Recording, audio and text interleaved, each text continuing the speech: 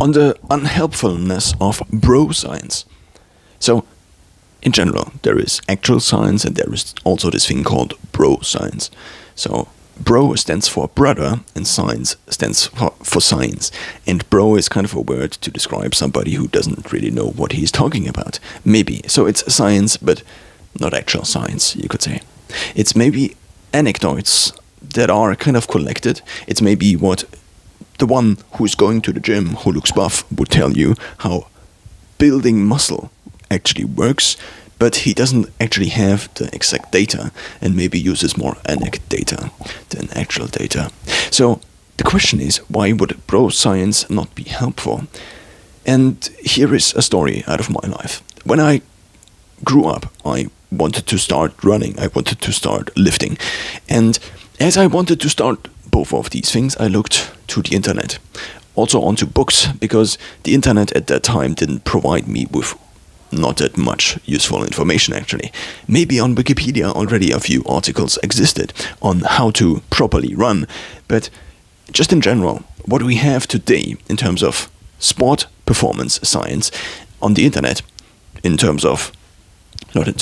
but if we just take a look at the Huberman Lab podcast, for example, or also other people that promote Thomas de Lauer, for example, that actually take a look into a specific topic and then also reference studies that are actually the current studies that are contributing to the knowledge regarding a certain topic, then this was just not really there when I grew up. At least I didn't find it, or I didn't have the resources to find it, the mental resources, you could also say. So I read a few books on exercising, and I just, I implemented a few concepts out of these books, and these books were more on the science-based side, I would say. Maybe I should have just read more books on this subject, but the problem with books, for example, is that they cannot really display how to properly do an exercise. I mean, what we got in school, for example, as an exercise sheet, we got a sheet and there were exercises on there, and then you have two pictures and this is how the exercise goes. But two pictures can only be 2D, and two pictures are also not all the different angles you could actually see. And two pictures also don't observe actually you and then contribute to you improving the exercise, actually, the performance of the exercise. So the execution, rather, of the exercise. And I also went onto YouTube at that point in time, and I began watching the early fitness bros on YouTube, you could say. And a lot of the advice I got seemed to just be based on something that is actually that made sense. For example, in the exercise book I read, there was this thing that apparently oats made you kind of more alert. So there is a saying that I can now translate, is that oats basically, so oat and the plant that produces the oats kind of has an alerting effect. I cannot actually properly translate it. So it's like oats are peaking horses. So peaking in a sense of that they are kind of on an edge, that oats give horses kind of an edge. This was a kind of a common saying apparently among people who had horses. And so the author used this saying in order to just describe what oats might do to the system. So I introduced oats, a lot of oats actually, in the following years into my system. And I didn't really question that belief until I realized a few years ago that without oats, I actually did a little bit better. Not specifically maybe because of the oats. I mean, oats compared to wheat may be a better source of carbohydrate. But what I, for example, also did is whenever I trained, strength training, was that I just ate pasta before. Why? Because of the carbohydrates, and then they store in the muscle. But I didn't know at this point in time, and maybe what also science didn't really know at this point in time, that maybe you should also work out fasted. So the question is, to which extent did all of this bro science knowledge, maybe also present in these books, at least some part of it that wasn't really justified by actual studies, to which extent did this conflate my view of the world? And not just in general my view of the world, but my view of how to properly exercise. And if a view is not really based on data, then the question is how useful is a view like this even? And so in the last years, I try to implement more of actual data basically into my life. I tried recording basically different states of my mind I was in after, for example, I ate a specific food, and try to see if there is a correlation. So this is something you could call maybe personal data, but there obviously is also the more general data. Again, maybe exercise, sports science, and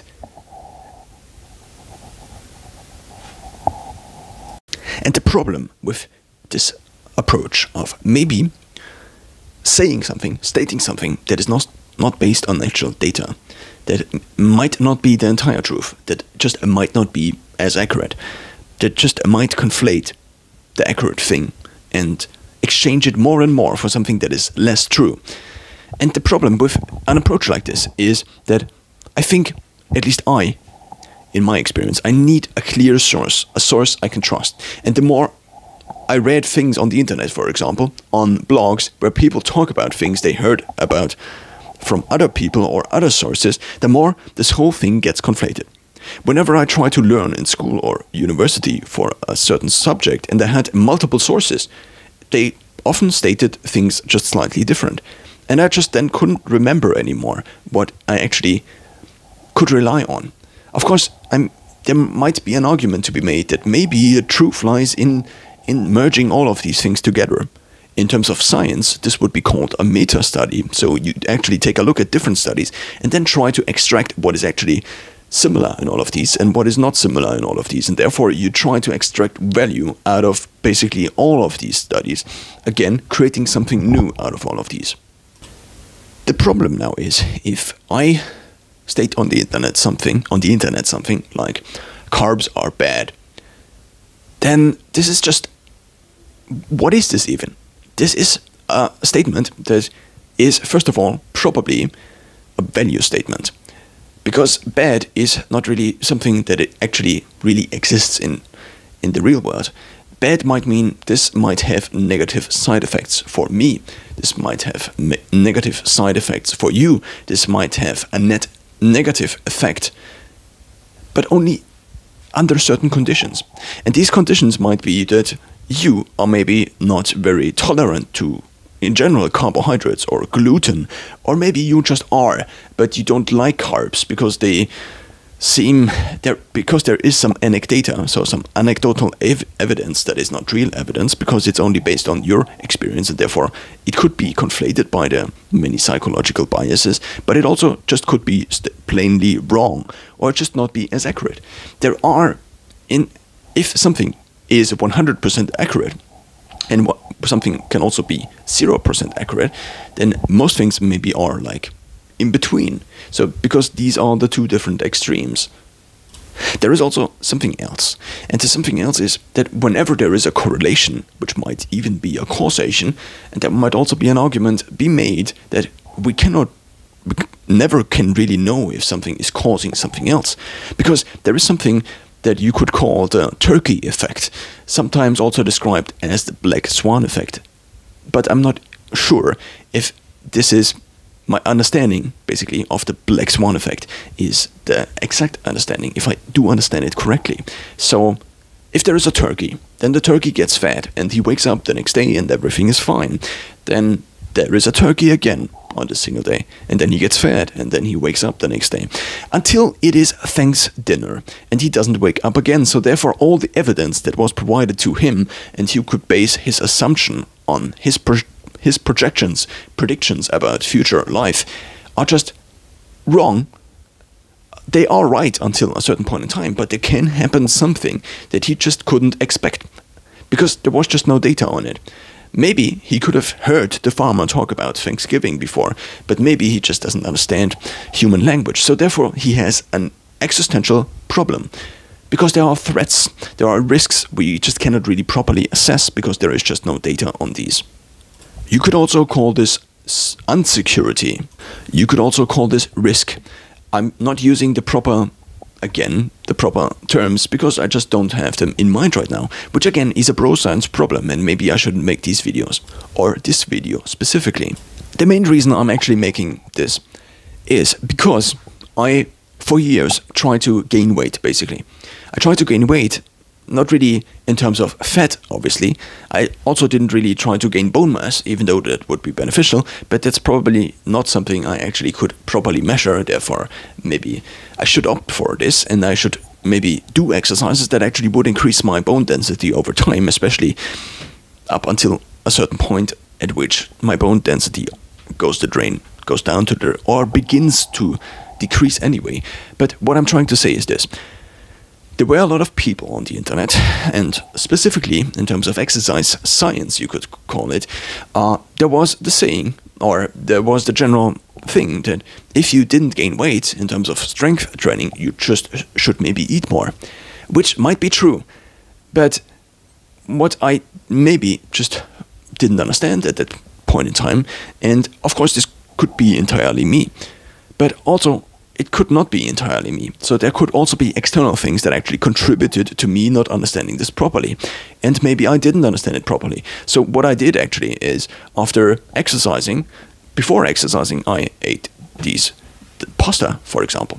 And in retrospective, this was maybe not the best idea. Maybe I just should have stuck to a better diet, to a better, more balanced diet, and not just eat pasta 3 times a week or multiple times a week as my lunch, basically, before exercising. Instead of maybe getting also in some vegetables, for example. I just made pasta, maybe 100 grams, and I just ate plain pasta. Did that have the worst negative health effect on me? Probably not. But it could also, the opportunity cost of eating 100 grams of pasta might have been eating 80 grams of pasta and maybe a few tomatoes, and so on and so forth. So what I'm trying to say is, first of all, this. Second of all, that what I also did after a workout, for example, I made these mass gainer shakes. And these mass gainer shakes consisted out of 100 grams or 200 grams of oats, 500 grams, 250 grams, I don't have the exact numbers anymore, of curd, then maybe also a banana, and this was like a liter of thick volume that maybe had also a lot of protein in it. And I drank it after I worked out in order to maybe gain some mass. The problem with this approach is, it's kind of, if these are all of your calories, then this is the mass gainer shake, and then you have your normal calories with the lunch and so on and so forth. The problem is, at this point in time, maybe your body needed 3 times the amount of food, but maybe it also didn't. So what I'm trying to say is, maybe intuitive eating would have been the better solution. Maybe not. What I'm trying to say is that this specifically led me maybe down a path of forcing myself to eat more than I actually wanted. And maybe this is not a very adaptive strategy for the rest of my life. And am I blaming now these people, that the early bro scientists on YouTube? Maybe partially, but what I also do realize is that there are just limitations to how accurate you can properly display something. There is the limitation of how intelligent you actually are. There is the limitation of time whenever you make a video. There is the limitation of how much of your time do you want to spend referencing studies, for example, and also linking studies in below the video. There is also the problem that you might have the understanding, you might have the intelligence of actually properly understanding something, but what you might not have is the skill to now display this properly in language. So what I'm trying to say is that there are many constraints, and people like Andrew Huberman, for example, kind of steer this conversation of public science communication more and more towards a direction in which this, I think, makes more sense, in which this is just more science-based. Nevertheless, it can be comparably easily understood compared to just reading different studies and trying to get the information that is actually properly displayed in these studies, which just might be very confusing, and there might also just be a lot of language you just might not be able to understand, depending on whether English is your native language, whether you grew up, whether you studied this specific subject, and so on and so forth. So to maybe clarify, to get basically the insights and make it practically, to make it actually into something, to turn it into something that is then a practical advice that is helpful, nevertheless based on actual science, and maybe also to order now this practical advice and say, okay, this is the thing you should pay the most attention to. This is the one thing you should focus on before doing this other thing. Is then something that again requires additional knowledge, additional skill, additional communication skill. Now, this is not only about bro science, I think, because the question is, if I, for example, as now an example that is obvious, make a video about something, and I do not have the proper understanding about something, nevertheless I make a video about something, should I even make the video? And if I make the video, what is actually happening is that I record me speaking, and then other people potentially can watch me speaking. So it's basically a conversation that is delayed in terms of time. What this also might be is an actual conversation. Of course, it's not an actual conversation in how we define normal conversations, but it is a unidirectional conversation mostly, whereas other conversations are mostly bidirectional, so they go into both directions. There is someone who speaks, there is someone who speaks back. So now these newer unidirectional, also often digital conversations can happen without the need for speaking, not without the need for speaking back, but what this allows is scaling basically at least one part of the conversation. So if Andrew Huberman wants to talk to millions of people, he can now. Whereas before he had to meet all of these people either individually or maybe also in a form of doing a public talk, for example, which would also be a non-analog form of a unidirectional conversation that also can be partially bidirectional if there are questions that are actually asked. Of course, online conversation can also be partially bidirectional, with comments and then people responding to comments in future videos or making content about these. What I'm trying to say is that I think there should be, or maybe is, or at least it would be nice if there is a new standard emerging, a new standard for conversation that is actually a higher standard than the thing we are used to. So in the country in which I grew up, there is kind of this saying of a culture that exists in restaurants. And there are very specific restaurants, and this whole thing is called Stammtischkultur, which I cannot properly translate. So it would be, so within these restaurants, there are people that meet up again and again in these restaurants, and they talk about things. And there is kind of the stereotype of people just talking about politics, for example, without having any idea of any of the data behind a certain decision, for example. So this is just kind of a stereotype, a cliche. Maybe there is also other people meet in these restaurants that actually talk properly about things. What I'm trying to say is that this. Is there even a difference between me talking to a friend about something without properly knowing about this thing and maybe being able to do better? Being able to say, okay, there is this thing I heard it on this podcast, and therefore if you now want to also dig into this topic, here is the source. Of course, you don't have to do this exactly like this, but what I think is now often stating something as if it was true, as if you were the authoritative source of information that actually had the correct information and had figured it all out, is maybe just plainly not helpful. So what would be maybe more helpful was a more nuanced conversation, not only in terms of making content, making tweets, making videos for the internet, but also just a normal conversation. What is the difference if I speak to potentially more people or if I speak to potentially one friend? I need maybe to be more accurate. Speaking now of me, myself, as this showed me, as the experience of recording videos showed me, that if I now talk back to myself, if I watch myself on video and I see myself talking as if I had an idea about something, as if I had an understanding about something, whereas I do actually know I didn't at that point in time, or maybe I think I just still do, then the question I ask myself is, to which extent I should also transfer to my social life, actually? Should I now state things as if they were true, as if I had figured these things out? Or should I also say things like, there seems to be evidence pointing towards something, instead of, this is what reality looks like, this is how nutrition works, this is what you need to do, this is what I think you should do, this is what's happening, this is what this person tried to do. Maybe instead we should be more nuanced. Maybe instead we should also try to be more accurate in our personal life, in our personal conversations, even if this is only a conversation with a friend. Maybe we should basically raise the standard. We should raise the standard for actual normal human conversation. Of course, now the problem is, what is the process of figuring things out then? Because if, as soon as you talk to somebody, you need to have this higher standard of communication, which you might not have, and you might be severely constrained in terms of your processing power, which we all are.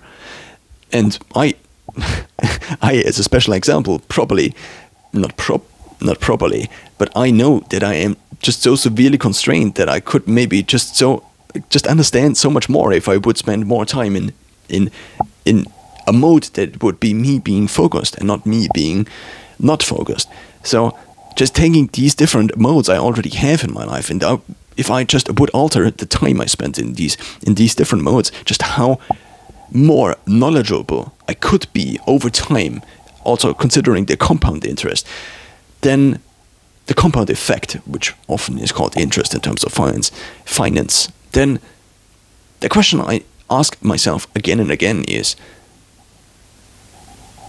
do I have the responsibility to now also be as accurate as science would be, to maybe rise my personal conversations, even though, of course, you need to also be empathetic. Of course, you also need to be not a robot, obviously, and say, this is the latest evidence on this. Or this seems to be the latest evidence on this. But maybe you and I, and maybe the human